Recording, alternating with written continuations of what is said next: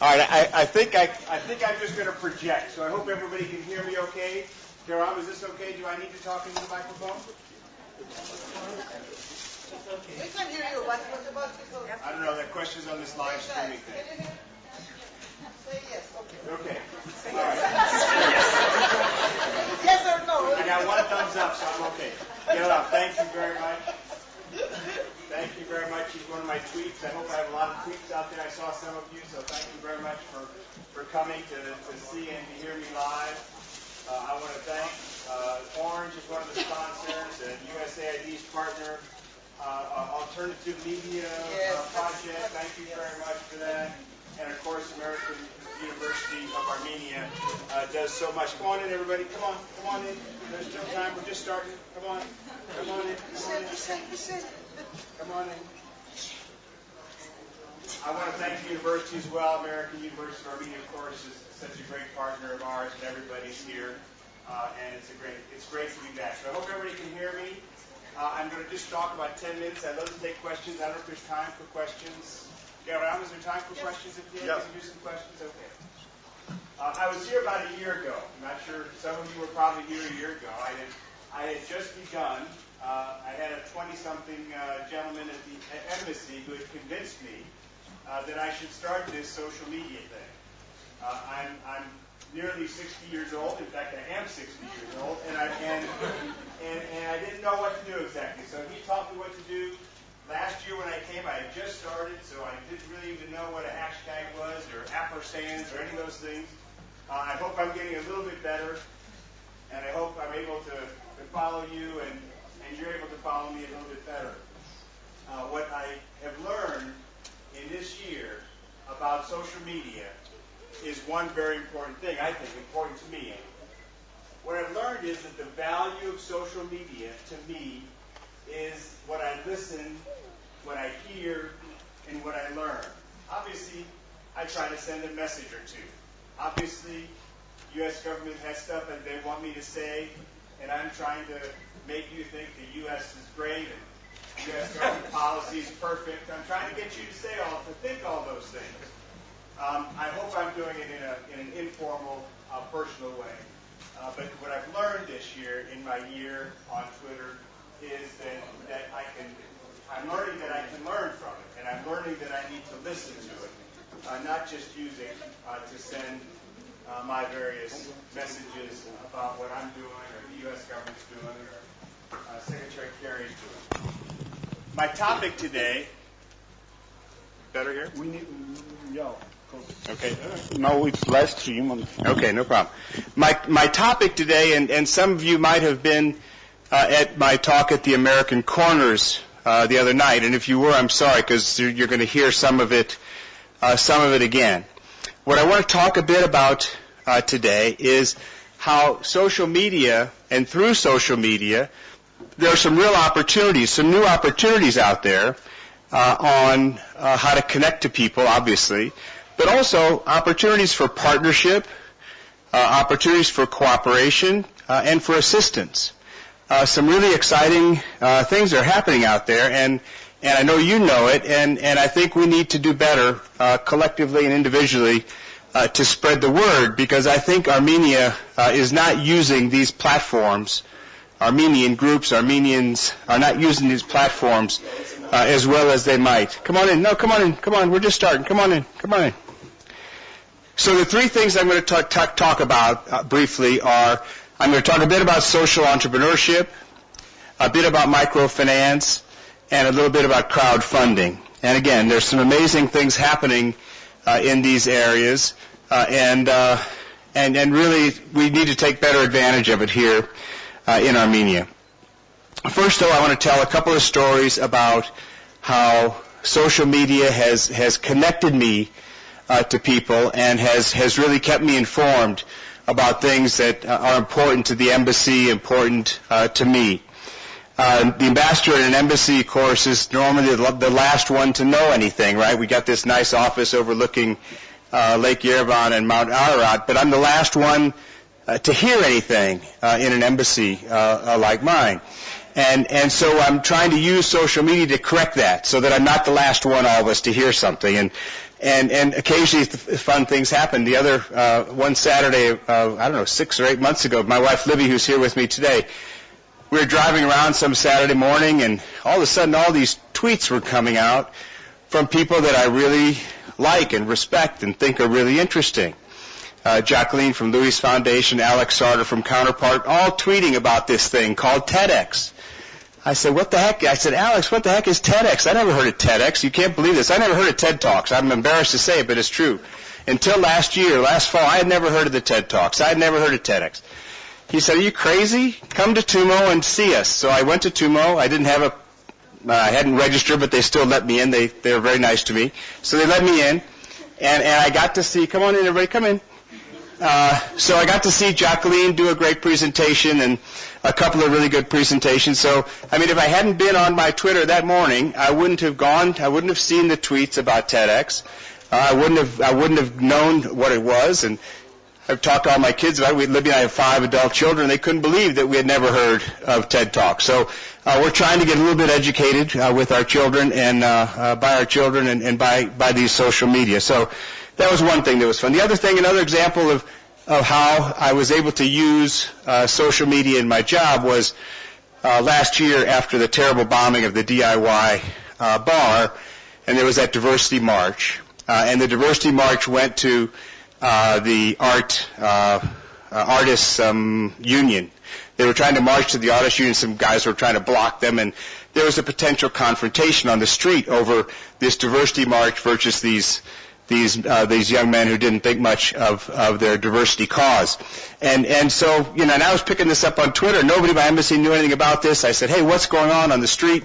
There's something happening out there that's important to us, and it's important to Armenia, and we need to look into this. And so, again, it was just a way that I was able to keep connected to what's happening here in Yerevan that was really exciting for me and helped me do my job. A couple of other connection stories, and then I'll turn to my topic. One day, a month or so ago, I tweeted, I said, Sesame Street. Sesame Street, if you're not familiar with Sesame Street, is a great program. Like I said, Libby and I have 5 children, and we've watched many hours of Sesame Street. It's a children's program. It's a preschool program where you teach, that teaches, it's got puppets and Muppets and whatnot, and teaches children 1, 2, 3 and ABC and colors and shapes and whatnot. And it's a great animated, fun little show that every American child in the preschool years spends many hours watching, and it's time well spent. And we don't have it here in Armenia. 150 countries have Sesame Street, but not Armenia, which I thought was strange considering our people-to-people ties and so many Armenian Americans and back and forth and exchange students and whatnot. So I just tweeted that. I said, hey, Sesame Street's in 150 different countries, but not Armenia. Why not?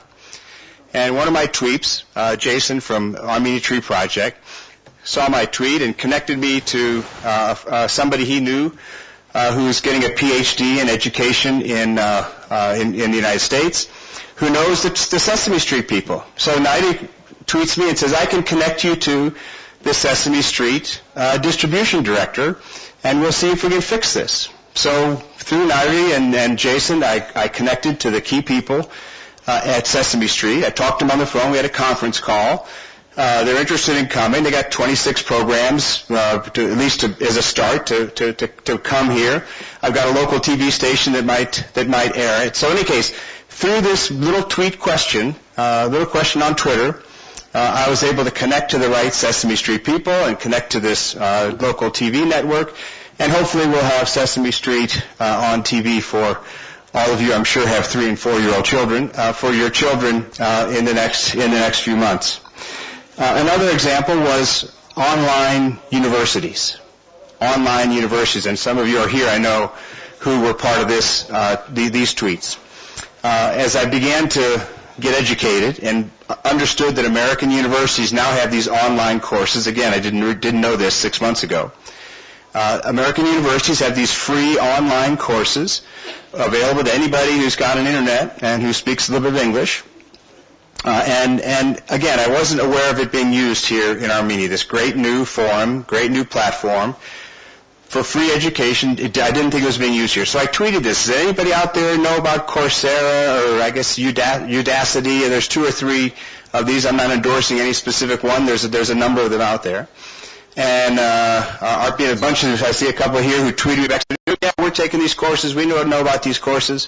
So we set up a little thing at my house of some professors and some students who are taking some of these courses, and we're trying to figure out at the embassy what we can do, very modestly, what we can do to spread the word about these courses and perhaps to make them more accessible and more attractive to Armenians. And what we've got a couple of ideas. We have 4, soon 5 American corners.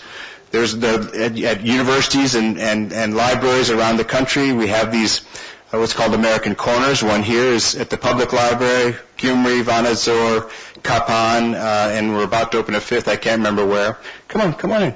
And so what we're thinking about doing is using these American corners to have small groups of young people, doesn't have to be young people, anybody, who wants to take these courses with a moderator, good internet connection, maybe a little bit of language help if a couple of the words aren't so clear to somebody, just to try to spread the word about these online courses. Again, it's not going to change the world, but through my little Twitter and through these little social media contacts that I have, I learned that there are Armenians using these courses and that there's interest in expanding their use here in Armenia. So let me talk now a bit, turn to my topic now, about this how to use social media and these new platforms.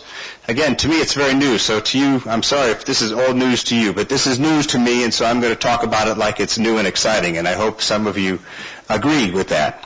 How we can use some of these new platforms in areas of cooperation, partnership, and assistance. And there's really some revolutionary stuff is happening here. And it's so decentralized. It's available to anybody who's got an idea. So these are new platforms, new opportunities that I really think have some real potential for Armenia. So first, let's talk a bit about social entrepreneurship.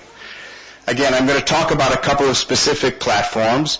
I'm not endorsing any of these platforms. The U.S. government is not endorsing any of these platforms. They're just ones because I'm so new at this that I'm just learning about.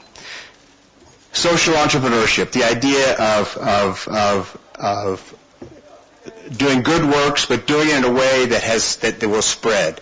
The key one that I know about is called Ashoka. Ashoka Foundation is in about, they've got 3,000 fellows all over the world, about 100 different countries. They identify, and they have a rigorous process for identifying these people, change makers. They identify people who have good ideas, good projects, which have the opportunity to spread throughout the country, throughout the region.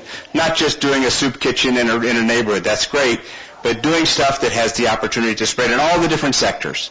All the different sectors, social sectors, health, education, disabilities, all the different sectors. Ashoka is in 100 different countries. They got 3,000 fellows all over the world. They're not here in Armenia. Why not? Why not? I'm always asking myself on my tweet, why is it not here in Armenia? And so we've contacted the Ashoka people, and I do think we're going to have an Ashoka visitor here in the fall who's going to explore Armenia and Armenians and make an initial assessment about whether anybody in Armenia is trying to change the world, whether anybody in Armenia is trying to change Armenia and help the Armenian people. And I'm quite confident that he'll find the answer to that question is yes. So we think we're going to have him here in the fall to explore the possibility of some Ashoka fellows here in the fall. One last social media, then I'm going to turn briefly to crowdfunding. Tom Shoes. Tom Shoes, I'm not sure if you know the Tom Shoes story. His name actually is not Tom, his name is Blaise, I can't remember his first name. He's an American, 26 years old or something. He goes to Argentina and on a vacation, and he goes to villages outside of Buenos Aires, and he sees that there are poor people in these villages without shoes, kids running around playing football without shoes, thinks that's unfortunate. So he goes back to the United States, and he decides that he's going to set up a company he's going to set up a company that's going to help these kids in Argentina and maybe elsewhere in the world. So he sets up there's an Argentine shoe that he is designing. So he designs this Argentine shoe, simple little slip-on shoe. For everyone he sells, his company gives a pair of shoes to some NGO to distribute somewhere in the world. In Armenia, the distributor, there are a couple of distributors, but the one we're going to work with at the embassy is called Paros. It's a great organization with a lot of diaspora connections, but a lot of local people involved as well. And the embassy is going to work with Paros to distribute these Tom shoes to some villages in Armavir Mars, probably start in July. On April 16th, again, my wife and children beat this into me. We did this one day without shoes. I'm not sure if you saw any of this. We tweeted it. But April 16th is Tom's Awareness Day, one day without shoes, where everybody's supposed to go to work without their shoes on. And so at the embassy, they thought I was a little bit strange when I suggested that we don't wear our shoes to work at the embassy. And so we had an event, and not only is it no shoes, it's no socks. So you're barefoot, right? So I was coerced by my wife and children to do this. I got it, and so we were barefoot all day. I even made a call. Don't tweet this. Do not tweet this. I called on the foreign minister in my bare feet, so don't tweet this. He thought that was a little strange when I showed up at the foreign ministry in my bare feet. I'm going to do just 2 words on crowdfunding. It's so exciting, though. I wish I had a little bit more time. The crowdfunding, which is basically oversimplified, is individuals who provide modest funding to other individuals.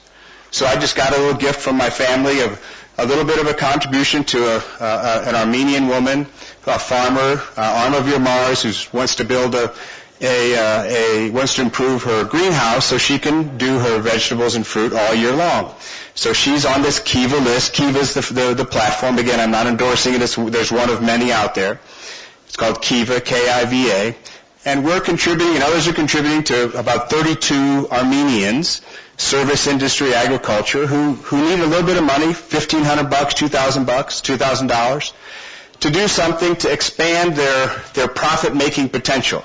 Okay, these are loans. These are not grants. So they got to pay this money back. So it's got to be a profit-making operation. And so we're starting to do this, and I'm promoting this at the embassy and around town, that there ought to be more than 32 Armenians out there, farmers and taxi drivers and small kiosk owners who could use a loan to increase their profit-making potential, maybe create a few jobs, which would be a good thing here. And Kiva and some of these crowdfunding platforms, and again, there are others, are the way to go. So I'm going to close. I'm about to get the hook here. I want to just stress that these are opportunities. What I'm talking about are some real opportunities that are available to all Armenians, all Armenian organizations, through these fantastic new platforms and this social networking. Armenians, talented people, well connected all over the world, but I think can do a lot better in taking advantage of some of these platforms. So let's spread the word. Let's use these platforms, and let's all do what we can to help Armenia succeed. So thank you very much. I guess I have 30 seconds for questions, Georg. I don't know if a second for questions. I don't know. 5 minutes for questions. Okay, thank you very much. I would welcome any questions. Thank you very much. Thank you very much for having me.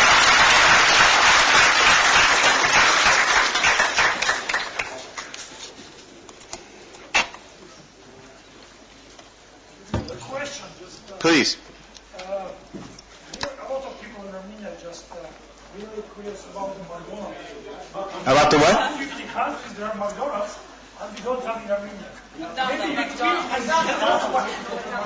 restaurant. Well, that's not social media, but let me explore that. The problem with McDonald's is that they require, there is a new American investment, a meat company, and they've got great hamburgers, and they produce their hamburgers with beef from Armenia. And that's why they're so successful. It's a great place called the Meat Shop. Not a very creative title, but it's a great place. The Meat Shop and the Hamburger Place. That's the title of the place. And it's an American joint venture with an Armenian. And they get their meat here. McDonald's refuses to do that. McDonald's requires that all of its stuff be imported, And frankly, there's so many problems with your customs agency here that they don't want to do it. So I think it's frankly because of your customs agency that they're not here.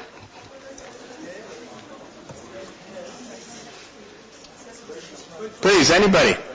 Or comments, suggestions. Like I said, I'm a listener now. I'm not a talker, so I'm a listener. So if you got a suggestion, I would love to hear it.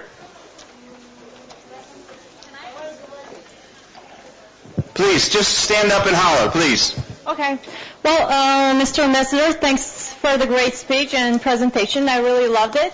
I have a question concerning your project about distributing shoes. You said that you have collaborated with the U.S. Embassy and Paros. So another question I would like to ask is, well, we have an NGO with my friends. It's called Help Armenian Children. It's a charitable NGO. Are you open for collaboration? Like, can we join your projects for, I don't know, if you have some deadlines or something like that? Please go into details. Absolutely. No, we're wide open for partners. The organization at the embassy that Libby and I sort of helped set up is called Helping Hands. Okay. It's called Helping Hands. It's a volunteer thing that we do at the embassy. Nobody is required to do it. We've got a couple of dozen Armenian staff who participate regularly, and maybe a dozen Americans, half a dozen maybe. And we go off and we look for these projects. We've done a couple at we did No Haber. We went to the orphanage and did some stuff. We did a school somewhere. We did some tree planting with the ATP on Earth Day. So we've tried to identify every couple of months some interesting project where we do something useful, and it's team building. The Americans and the Armenians work together, and for the Americans, for us, we see a village and what real people are like here, and not just driving around to the hotels and stuff. So it's a good thing from a lot of perspectives at the embassy. At the tree planting project, we work with the Armenia Tree Project. We worked with the Armenia Volunteer Corps. So there are other groups if they want to join us. We've also worked with the Armenian Eye Care Project, because they want to do some eye work when we went to an old folks home, a senior citizens home. So yes, absolutely. If there are other organizations that would like to do something with us or meet us someplace to participate in the shoe distribution or painting a fence or something, we'd love to do it. So contact me through Twitter. You follow me on Twitter and contact me. I do. All right. Well, repeat the question. Yeah, being Flex alumni, I know all the projects that you carry out at BMC. However, I was more interested in the application procedure concerning the distributing the shoes project. So, I'll contact you. Well, in terms of the distribution, there's no application process. You have just now applied, and the answer is yes. Thank you. So, but we need to follow up in writing. So send me a tweet on this, and we'll follow up. In terms of applications to receive the shoes, like how does Paros decide which villages to go to distribute the shoes? I don't know how they decided. I know that they're working with Co-op, the Children of Armenia Fund, and Co-op has these 11 villages in Armavir Mars, and these villages, they've identified some disadvantaged kids that could use the shoes. So they've got partners who know villages, who know who needs the shoes and who doesn't, and so we're leaving it to them to decide who receives the shoes. All we're doing is we're providing a couple of trucks and some volunteers, and again, if your group wants to join us, happy to have you join us. We're going to help him distribute the shoes, and maybe we'll do something maybe for a school or something in one of those villages, a youth center. So we'll have a couple of different projects going in each village where we distribute the shoes. Cool, thank you, and thanks again for the great presentation. Thanks. One more? Do I have time for one more? One more question. Then I get the hook. Hello, Ambassador. First of all, thank you for the great presentation. My name is Narek from onearmenia.org. You're on my list. I mentioned you in the American Corners, and I retweet every one of your tweets. So I know, and we've been following you, and so we focus on crowdfunding, and I think something that we've been talking about and watching and observing and learning is very much on point with what you're doing and focusing on, and it's very exciting to see you from your position supporting this kind of stuff, especially social entrepreneurship. So my question is, like, going forward, do you see any opportunities from the embassy and yourself doing workshops every few months to kind of help sustain this and drive it forward? I mean, I'd love to. We did this thing at the American Corners the other night, had about 60 or 70 people there. Some of you, I think, were there, and we talked about it there. I'm going to look for opportunities to do it again. I'm not sure about a workshop, how a workshop would go. What I'd like to do is to keep talking about it and keep promoting it. I do want to say one thing about One Armenia, just so everybody understands how important this is. Everybody has heard of Kickstarter. Kickstarter started, a couple years ago. There are thousands of projects on Kickstarter. Kickstarter is a fantastic thing. But the beauty of One Armenia, as I understand it, and correct me if I'm wrong, is Kickstarter is pretty loose about the selection of the recipients. They don't really do much due diligence to see if this person is really going to do what he says he's going to do with the funds that you give him. And they don't really follow up very much. So you can give somebody money to write a book or to produce a film, and you won't really know if they ever really did that film that they promised to do and you gave money to it. I'm not criticizing Kickstarter. I think that's an accurate portrayal. But what I am confident of is that One Armenia is not that way. They do a lot of due diligence, so they've done 3 or 4 projects, water project, domestic violence shelter, now a culture thing, kindergarten. They've done, they do a limited number of projects because they do due diligence on the recipients. They know these people are going to accomplish the task that they have promised to do, and then they follow up afterwards. So a One Armenia contribution, your money will not be wasted. But yeah, we will continue to try to promote it any way we can. Whether workshop is the right thing to do, we're still trying to figure it all out. Thanks a lot. All right, I guess I'm getting the hook. Am I getting the hook? All right. Thank you all very much for coming, and thank you, BarCamp. I'm excited to be back. I hope I can come back next year. Please invite me back next year.